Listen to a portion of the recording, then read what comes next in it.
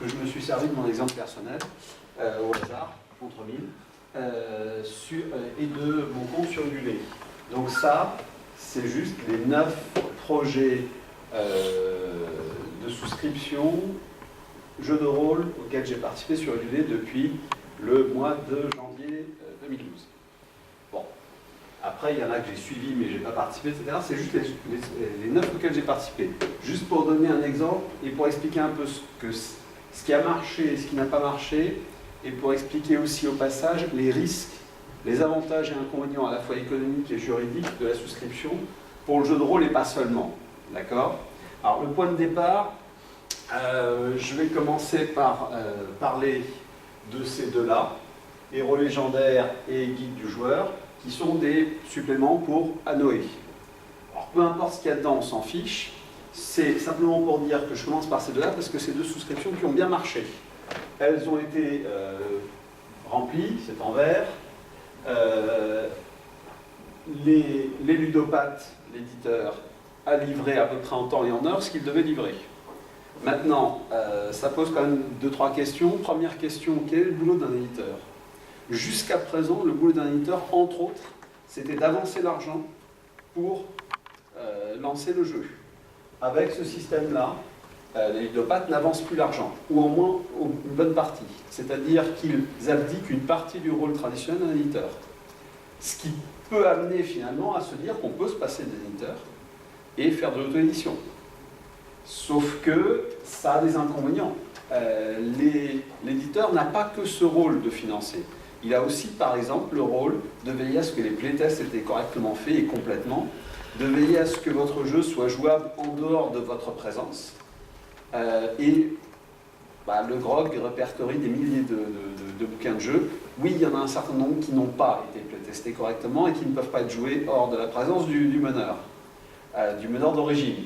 Et on risque, si la souscription conduit à multiplier l'auto-édition, on risque de voir se multiplier ce genre de jeu qui en fait n'aurait pas dû sortir du petit groupe de joueurs qui s'éclate avec. Et la base de données du GROG donne d'excellents exemples de trucs qui n'auraient pas dû sortir. Mais vraiment pas. Ça, c'est une autre conférence que j'avais fait, les choses les plus étranges de la base de données du GROG, mais c'est pour une autre fois.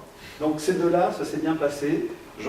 Une deuxième remarque, c'est que les ludopathes, maintenant, ils sortent à peu près tout sous forme de souscription. Par exemple, leur gros projet, ça c'est des suppléments, mais ça c'est un livre de base. Et c'est un gros projet pour eux. Ils ont récupéré 25 000 € là-dessus, et c'est la traduction d'Ars Magica. Ils ont développé, je l'ai remarqué à plusieurs reprises, une sorte de compétence sur comment faire fonctionner une souscription, et en particulier comment sauver une souscription qui a l'air de se planter.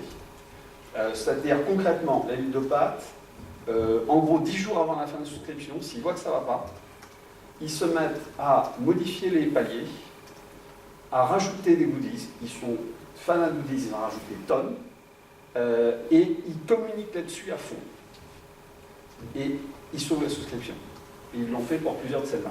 Quelques jours avant, ils voient que ça ne passe pas, ils se lancent. Et alors, ce que je ne sais pas encore, c'est est-ce qu'ils font exprès d'attendre pour pouvoir affoler la meute sur les derniers jours, ou est-ce que c'est juste qu'ils ont tant de ces trucs sur le feu et qu'ils s'affolent, eux, quand ils voient que les derniers jours s'approchent, ça va pas marcher. Mais ils sauvent constamment les souscriptions et on reçoit au GROG des infos, allez, on vient de faire ceci, cela, etc. Est-ce qu'on peut en parler et tout? Et on le sent et on le voit sur Facebook, etc. Ils ont une technique pour sauver les souscriptions et déclencher le buzz dans les dernières semaines. Et ils l'ont fait plusieurs fois, sur cela ou sur d'autres auxquels je n'ai pas participé. Donc ça c'est une technique intéressante là-dessus. Et puis, rappelez-vous que une des choses qu'ils font pour sauver les souscriptions, c'est rajouter des goodies. Et ils ont une imagination sans borne, quoi. Un truc qui se passe au XIXe siècle. Je les ai vus proposer des cartes postales découpées dans les plans de Londres au XIXe. Ils publient des trucs, des marque-pages. Avec un de ces trucs-là, ils m'ont donné tellement de marque-pages que j'en ai jusqu'à la fin de ma vie et mes enfants utiliseront encore mes marque-pages, quoi. Etc., etc. C'est les ludopathes. Non, mais littéralement, c'est ça. Tu repars avec un truc comme ça, et puis toutes les illustrations pleine page du jeu, ils te les donnent en affiche, comme ça. Ouais. Mais au passage, ça marche. Littéralement, ils arrivent à ce que ça marche. Alors, Je laisse tomber un instant l'huile de patte pour parler du régional de l'étape. Autrement dit, ici, nous avons 2 dés sans face, c'est des Suisses. C'est pas des gens comme nous, enfin pas comme moi en tout cas. Fais gaffe. Qui propose donc une campagne qui se passe dans un bordel. Bon, déjà en soi, ça devrait marcher. Au moins en Suisse où les bordels peuvent être des choses à peu près légales. Et donc il y a du vécu, je suppose, dans la création de ce truc. Alors, donc là-dessus, je note quand même des choses particulières. En France, il est traditionnel que les éditeurs de jeux de rôle aient du retard. Il est traditionnel aussi qu'ils accusent l'imprimeur. Il y a une conspiration des imprimeurs qui sont contre le jeu de rôle en France. En Suisse, c'est pas pareil, ils ont accusé le transporteur. L'imprimeur était à l'heure, ils ont accusé le transporteur. C'est les Suisses, ils font pas comme nous. Ou alors c'était un imprimeur infiltré. On peut pas savoir. Donc en tout cas, voilà. Ça, le premier problème qu'il y a eu, c'est que finalement, ça a été vendu dans les boutiques avant d'être envoyé aux souscripteurs. En théorie, c'est l'inverse. En pratique, bon, ils ont fait ça comme ça, pour des raisons compliquées que je n'ai pas entièrement bien compris, et eux-mêmes, je ne suis pas sûr qu'ils sachent. Mais il n'empêche que... On ne sait pas. Voilà. Il n'empêche que le problème s'est posé. Ce qui nous alerte sur un premier truc, c'est finalement quelle garantie on a quand on souscrit. Ben, la réponse, c'est juridiquement pas grand-chose. Limite, rien. En fait, vous donnez de l'argent à quelqu'un pour un projet. Si ce projet échoue, qui vous rembourse? On va voir, pas forcément. En tout cas, la première chose à savoir, Ulule, Kickstarter, KissKissBankBank et autres systèmes du genre n'ont rien à voir là-dedans. Ils le disent dans leur fac, que les gens ne disent pas forcément, ils le disent explicitement. Une fois que la souscription est finie, on envoie l'argent au responsable de la souscription et c'est fini, nous n'avons plus rien à voir. Ils ne le disent pas comme ça, mais c'est ça. Donc vous n'aurez plus aucune aide de leur part, hormis l'interface qui vous permet d'envoyer des mails au gars, qui peut les ignorer. Vous n'aurez plus aucun recours, en tout cas plus aucune aide de leur part. Et oui. Quelle est la situation légale et donc éventuellement contractuelle de ce genre de phénomène actuel? C'est le problème. Alors, si tu suis les indications du LULE, ils te disent si les contreparties à l'argent que vous envoyez sont symboliques, votre argent, c'est un don. Donc la situation légale, c'est parti, l'argent est donné. Si les contreparties sont d'une valeur à peu près équivalente à l'argent que vous avez envoyé, alors c'est un achat. C'est eux qui le disent. Tu n'as pas signé de contrat avec l'auteur. Je veux bien savoir comment tu pourrais attaquer en justice le gars, en plus pour des sommes qui sont généralement faibles. Donc, en réalité, tu as très très peu de garanties. Et en tout état de cause, Ulule s'en lave les mains. Il ne t'aidera pas, il ne te soutiendra pas et il ne te remboursera pas. Tu te débrouilles. Si on va par là, est-ce que tu penses que je pourrais faire fonctionner une souscription qui consiste à me faire me barrer moi au Venezuela avec le pognon? Alors, pour donner un exemple, alors, le truc c'est que dans le jeu de rôle, généralement, tu ne vas pas très très loin avec ce genre de tarif. Sur le Venezuela, tu vas y aller par EasyJet et tu vas trouver un boui pour le loger. Maintenant, dans d'autres systèmes qui utilisent ça, par exemple pour des films ou pour des jeux vidéo, les sommes peuvent être en millions de dollars. Et oui, c'est tout à fait envisageable. Et il y a des chances que l'élan de la vague actuelle de souscription se casse sur un cas de ce genre. Il y a eu un exemple aux États-Unis où à Kickstarter, il y a quelqu'un qui a annoncé un jeu vidéo, qui a mis des photos des locaux de la firme, qui a annoncé des noms de gens connus qui allaient y travailler, et puis quelqu'un a donné l'alerte en disant mais ces photos, c'est des photos prises sur Internet, elles ne représentent pas son entreprise, c'est des trucs standards.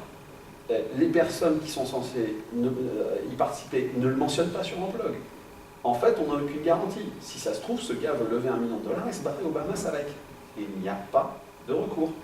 Et alors, une fois que les gens ont commencé à poser la question, le type a fermé la souscription et disparu. Donc il n'a pas eu d'argent, mais sa réaction montre que très probablement, oui, il était en train d'essayer d'entuber des gens. Par contre, on peut lancer un Kickstarter en disant explicitement que c'est pour me barrer au Bahamas. Ouais, c'est ça. Et là, on est légal. Et là, le problème, c'est que même dans l'autre cas, c'est probablement légal. S'il te ment sur son projet, tu l'as dans l'os. Oui, ça c'est le gros problème. Ils n'ont pas de garantie de résultat sur Voilà. le financement. Alors, et de toute façon, pas donner de garantie de... Alors, après, on peut se risquer sur le bizarre. C'est MND Deluxe. Alors, j'aime bien ce MND Deluxe. Vous voyez, c'est le seul où l'œuf n'est pas vert. Parce que ils ont eu 3 souscripteurs quand il leur en fallait 27. Vous me croirez si vous voulez, mais MN2 Deluxe, je l'ai. Pourquoi? Parce que c'était pas une souscription. Ça en avait l'air, mais ça n'en était pas une. C'était une précommande. En fait, ils avaient déjà, dans une première souscription, obtenu l'argent pour sortir MN2 Deluxe. Il leur restait des exemplaires à attribuer. Ils ont fait une deuxième souscription pour attribuer ces exemplaires restants. Mais ils sortaient de toute façon. Ça n'était donc pas une souscription. C'était une précommande.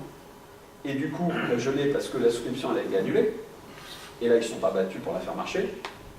Simplement, je suis allé l'acheter sur leur site. Et j'ai eu exactement ce qu'ils proposaient de souscription. Ce qui veut dire que celle-là, c'était une fausse souscription, encore une fois. C'était une précommande déguisée. Ils se servaient d'interface ULI pour faire quelque chose qui n'est pas une souscription. Ça sortait de toute façon, que vous souscriviez ou pas. Alors, après, on arrive à encore mieux. Ça, vous avez peut-être pas entendu parler. Si, pour certains. Alors, ça, c'est un supplément pour un jeu de rôle anglais. Le gars a traduit le jeu de rôle, le bouquin de base. Puis ensuite, il a sorti, il a voulu traduire le supplément. Il a une souscription, il a eu plus que ce qu'il prévoyait, enfin plus que ce qui était demandé, plus que le minimum, donc la souscription démarre. Il y a un moment où il a envoyé un mail à tous les souscripteurs pour leur dire je laisse tomber. Je ne suis pas arrivé à vendre suffisamment du bouquin de base, j'ai encore les cartons qui m'encombrent, je laisse tomber, je ne vais pas le sortir. Je vous fournis le PDF en anglais et un certain nombre de fichiers Word en vrac qui sont les fichiers de ce qui est déjà traduit. Et éventuellement, je peux vous faire une réduction sur mon prochain jeu car je lance une nouvelle souscription. Authentique. Il a lancé dans la foulée une nouvelle souscription. Dans les 24 heures, il a dû recevoir un certain nombre de mails parce qu'après, il a fait un deuxième truc en disant au fait, si les contreparties que je vous offre ne vous suffisent pas, oui, je peux vous rembourser. Et ça, il n'avait pas dit dans le premier mail. Il a tenu sa chance. C'était genre, oui, bien sûr, je peux vous rembourser. Je pense qu'il y a exactement ça. Mais il a lancé sa souscription pour un deuxième jeu. Donc vous voyez que là, on commence à arriver vraiment dans les cas de figure un peu particuliers. D'accord? Donc là, c'est des souscriptions finies. Après, on arrive à des souscriptions un peu particulières, un peu différentes. C'est des souscriptions, parce que là, je précise, je la classe aussi à ce niveau-là, parce que en fait, je classe ce que j'ai reçu, ce que j'ai pas reçu. Là, en fait, j'avais pris la souscription où il offrait d'un coup le livre de base et le supplément. Donc le livre de base, je l'ai eu, donc je considère que j'ai quand même eu 50% de la souscription. Plus les PDF, on va dire que j'ai eu encore la moitié. Donc j'ai eu peut-être 75% de les PDF, la moitié de la traduction. Bon, super généreux. Je ne peux pas finir de vendre si tu veux. J'ai des points d'heure. Donc, mais pour les autres, je les ai eus. Après, on arrive à ceux que je n'ai pas vus. Alors, là-dedans, il y en a deux que je laisse de côté parce qu'ils sont presque pas en retard. C'est-à-dire qu'aux dernières nouvelles, La Cité sans nom devait sortir le 25 février. Ils l'ont reporté au 20 mars. On attend des nouvelles, mais enfin, on n'est pas encore très loin du 20 mars. Ars Magica devait sortir aux dernières nouvelles le 30 mars. Bon, cela étant, dans les deux cas, en particulier pour Ars Magica, on a des nouvelles de l'éditeur qui tient au courant, qui montre les projets de couverture, qui demande de choisir pour les couvertures, etc. On sait que ça fonctionne. Puis là, honnêtement, c'est un PDF à 10 €. Je ne suis pas totalement inquiet, ils vont le finir, le texte est envoyé. Il n'y a pas d'enjeu énorme. Après, il reste les problèmes. Alors, les problèmes, il y a Ryutama, qui n'est pas du tout en retard. Ryutama devait sortir l'été dernier. L'été, ça va jusqu'au 21 septembre. Et à l'approche du 21 septembre, il a annoncé qu'il ne pourrait pas. Et il n'est toujours pas sorti. Cela étant, on va dire que Brand a quand même ce côté sérieux. Tous les mois, il vous tient au courant de l'état d'avancement. C'est toujours pas sorti, mais tous les mois, il vous tient au courant. Et avec l'été, ça progresse. Mais après, c'est, comment dire, si demain Brand se tue dans un accident de voiture, ce que je ne lui souhaite pas, le projet risque de disparaître. Et les 12 000 €, je ne sais pas ce qu'il en sera. D'accord? Parce que ce sera ses héritiers, ils s'en font ce qu'ils veulent. Vous voyez bien qu'il n'y a pas de garantie là-dessus. D'accord? Et alors, pour terminer, Wizin. Alors, Wizin, c'est, j'ai des nouvelles fraîches. Parce que j'ai vu l'éditeur, ils sont là-haut. Mais Wizin, il faut raconter leur communication. Après la souscription, qui s'est quand même terminée au mois de février, c'est la plus ancienne de toutes. J'ai ouvert mon compte Ulule pour celle-là. après la souscription, ils ont envoyé un mail pour dire on avait fait circuler par erreur une date de sortie qui était prévisionnelle et pas tenable. N'en tenait aucun compte. Mais ils n'ont pas précisé d'autres dates de sortie. Plusieurs mois après, en gros vers septembre-octobre, je me suis posé la question, j'ai envoyé un mail en demandant vous avez abandonné ou il va se passer quelque chose. Bon, j'ai pas dû être le seul parce qu'au mois de novembre, je crois, ils ont sorti un nouveau communiqué, le premier depuis, grosso modo, à la fin de la souscription, pour dire on y travaille vraiment très fort et ça va sortir. J'ai mentionné une date? Non. Donc on est maintenant à plus d'1 an après la fin de la souscription, il n'y a même pas de date. Et des nouvelles, on en a eu 2 en 14 mois. Vous voyez ce que je veux dire quand je dis que là, on n'a vraiment aucune garantie, aucune information, aucune idée. À vrai dire, pendant un temps, l'éditeur, les écuries de GIAS, ils communiquaient plus. Et c'est-à-dire qu'ils auraient même pu faire faillite sans qu'on le sache. C'est un petit éditeur associatif, ça. Faire faillite, dans leur cas, ça veut dire 3 mecs qui se disputent et qui ne se parlent plus. Et c'est fini. Ils n'existent plus. Et l'argent, je ne sais pas où il est. D'accord? Vous voyez ce que je veux dire quand je dis qu'il n'y a aucune garantie? Donc, dans les conseils là-dessus, premièrement, le premier conseil, ne mettez pas plus d'argent que vous pouvez en perdre. Okay? Parce que si vous mettez 20 ou 30 euros, ou 50 euros, vous les perdez, ok, ça fait mal, mais voilà, vous survivrez. Des fois, il y a des options à 1000, 2000, 3000 euros. D'accord? Si vous pouvez perdre 1000, 2000, 3000 euros sans que ça vous fasse trop mal, prenez ces options, mais voilà, vous n'avez pas la même finance que moi là. Et bon, lui, il a un fan qui a pris une option à 1000 euros. Il sait où j'habite aussi. Ça. Voilà. Deuxième chose, demandez-vous qui est derrière, parce que, comment dire, il y a des gens qu'on connaît, il y a des éditeurs installés comme Ludopathe qui ont un système qui fonctionne, etc. Vous savez qu'ils peuvent faire faillite, hein, tout peut arriver, mais il y a une certaine garantie, ils ont déjà sorti des choses, vous savez qu'ils existent. Dans d'autres cas, là, je ne connais pas cette personne, il n'a jamais rien sorti à ma connaissance, mais j'ai risqué 10 euros, je m'en fiche, d'accord?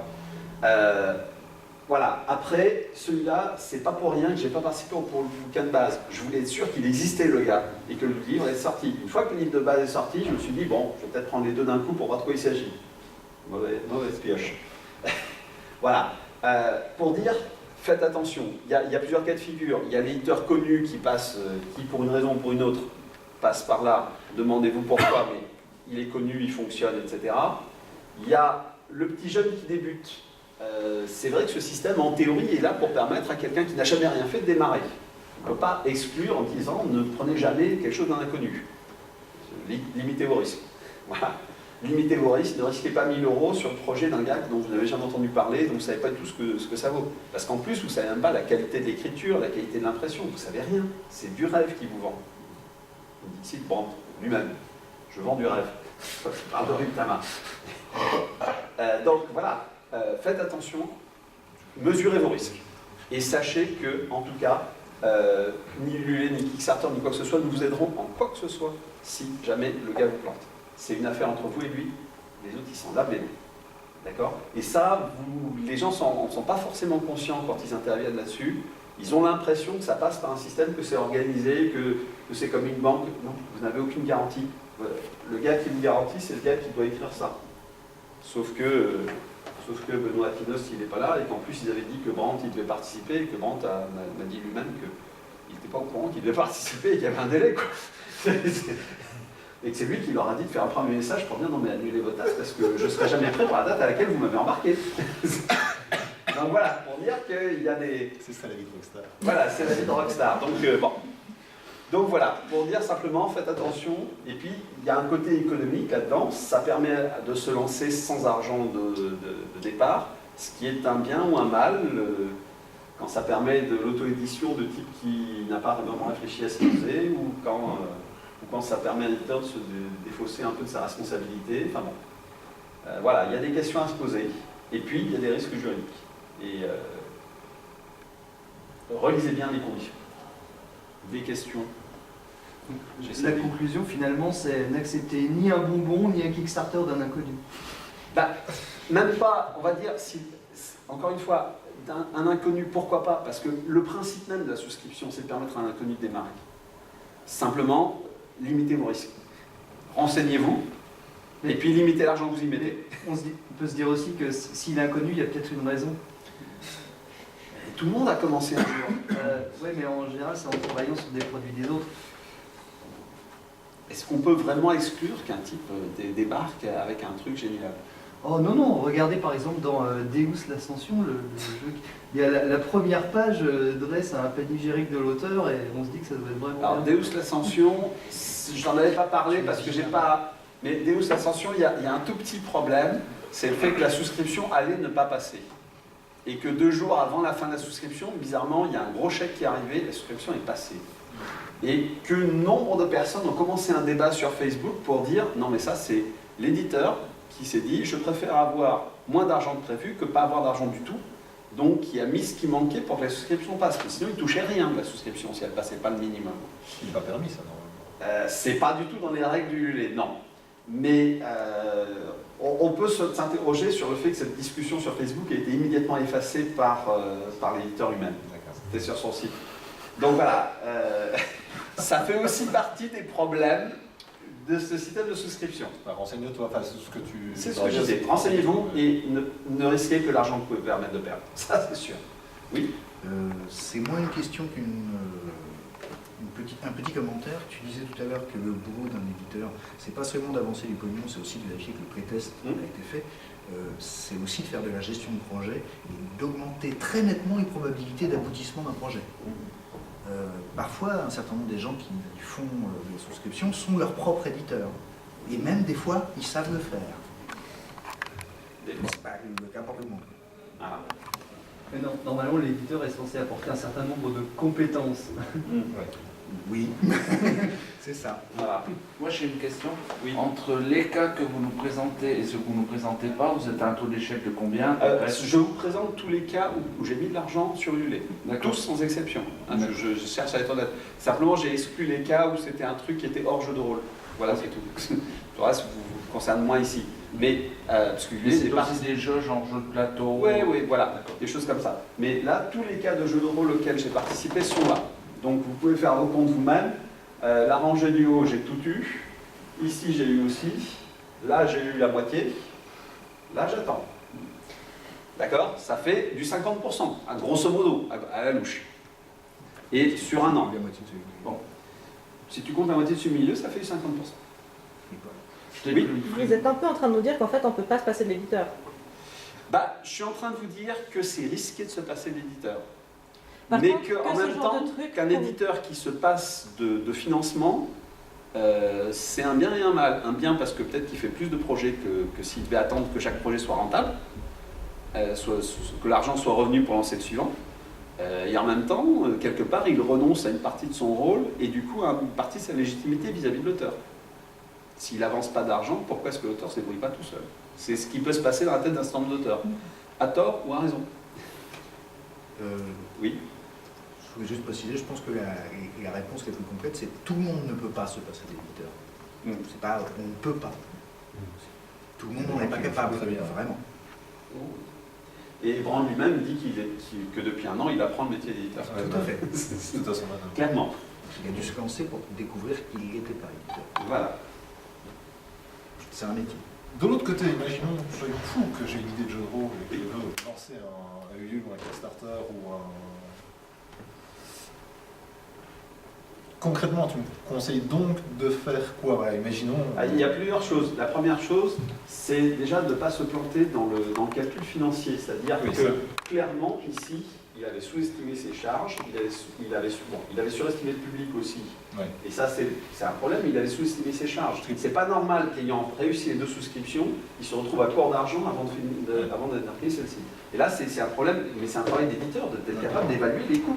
Moi, de tête, j'ai envie de dire, communiquer de toute façon, tout le temps, Ça. même si c'est la merde, et avoir un produit fini avant de lancer la subscription, quoi. Alors ça, c'est le problème. C'est que, par exemple, ce produit-là, il n'est pas fini du tout. Ah oui. Et qu'en réalité, dans pratiquement tous les cas, l'argent sert à faire le produit. Donc, il ne peut pas être fini.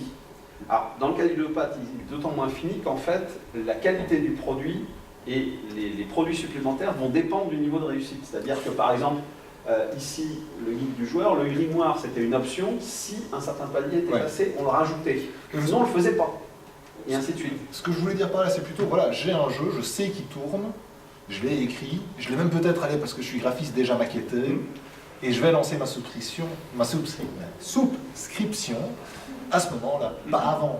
Moi, ça me semble assez évident de ne pas... Oui, mais dans la plupart des cas, c'est pas ce qui a été fait. Enfin, pas toujours. Disons qu'après, là, par exemple, il a arrêté en cours de traduction, sans même passer à l'impression. Ici, ils sont en train de traduire. Ici, son problème, c'est un problème de traduction, clairement. Bon, d'autres ont fait les choses en temps et en heure. Tigre Volant a envoyé son PDF en temps et en heure, donc on a la preuve que le projet était fait. Quoi. Voilà. Je peux peut-être mettre un petit peu ma propre expérience là-dedans. Il faut voir un truc, c'est que dans les jeux de rôle, un des gros postes financiers, c'est les illustrations. Et typiquement, dans le cas du supplément Tigre Volant, on l'a mis en souscription en avril, entre avril et juin, en gros, 2012. Et j'avais lancé les demandes aux illustrateurs à partir de juin. Parce qu'en plus, il y avait une des blagues, c'est qu'un des paliers, c'était de pouvoir avoir sa tête comme PNJ, comme illustration de PNJ. Donc là, typiquement, on peut dire qu'une partie de l'argent qu'on a reçu via la souscription a servi à payer les illustrateurs.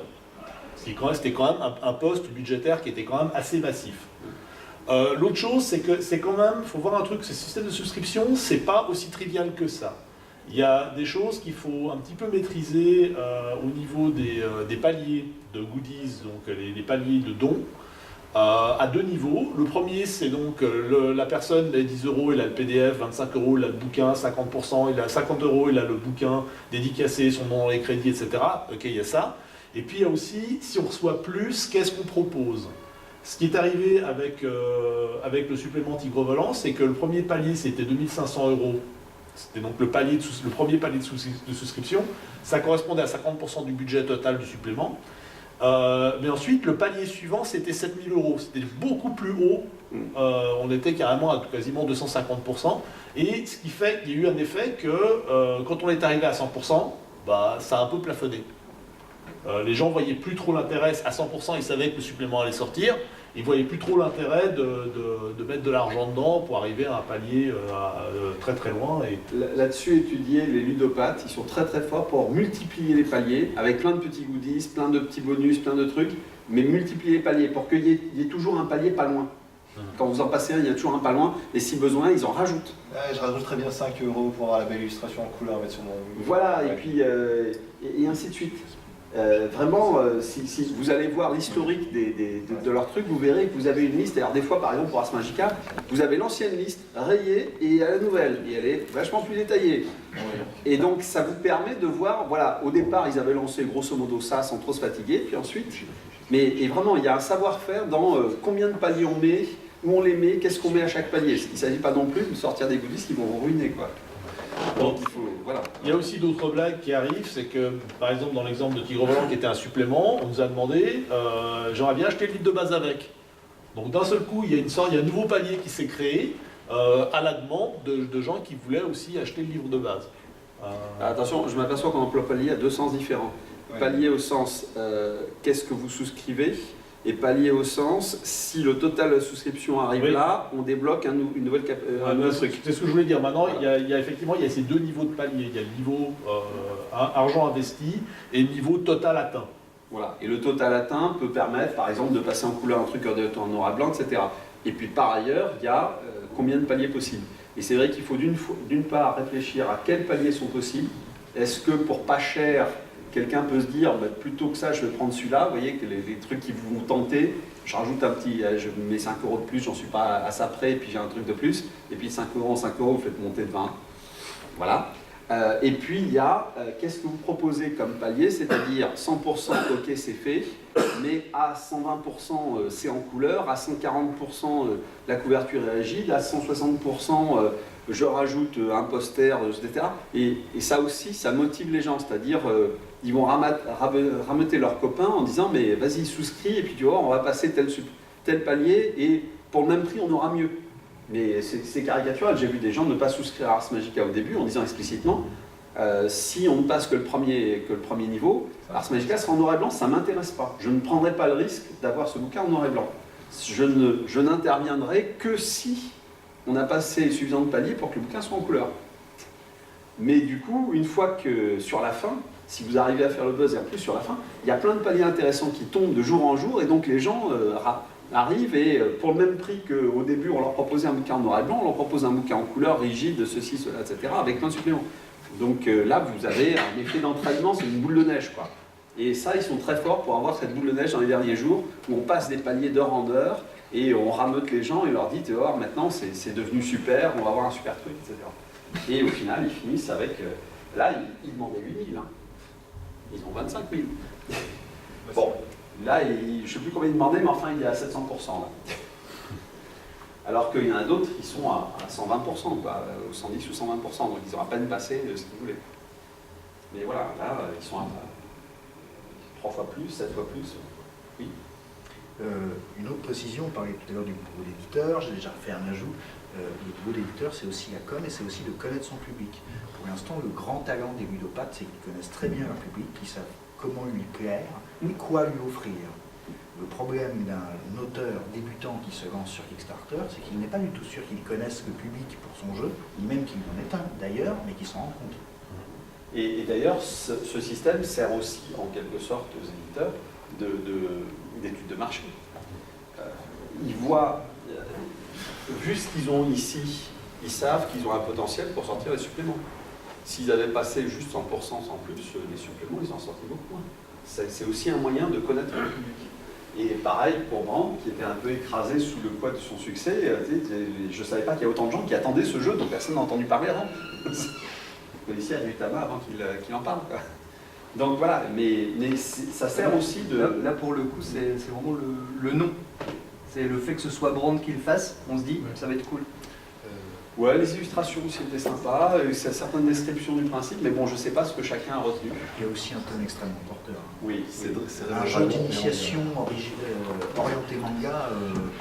Ouais, ça marche. Ah non, ça devrait marcher. Ça a déjà été tenté et ça s'est déjà planté, donc ça devrait pouvoir marcher. Moi j'étais vendu à Serre de Dragon. Oui, ça aussi. Bien. Je vois qu'il y a nos amis de GMID qui commencent à s'agiter un peu dans le fond. Donc, des serrures en fer. voilà.